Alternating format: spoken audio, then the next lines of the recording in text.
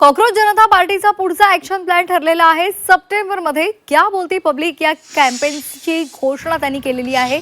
सीजेपीचे संस्थापक अभिजित दिपके यांनी या संदर्भातली माहिती दिली आहे। दिल्लीतील जंतर मंतरवरील आंदोलनानं राष्ट्रीय पातळीवर लक्ष वेधून घेतल्यानंतर छत्रपती संभाजीनगरात आयोजित 2 दिवसीय राष्ट्रीय कोर कमिटीच्या बैठकीचा समारोप झाला आणि यावेळी घेतलेल्या पत्रकार परिषदेनंतर अभिजित दिपकेंनी क्या बोलती पब्लिक कॅम्पेनची घोषणा केली।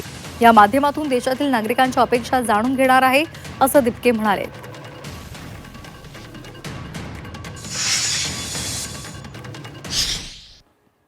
येणाऱ्या सप्टेंबर महिन्यात कॉकरोच जनता पार्टी एक नेशन वाईड कॅम्पेन करेल।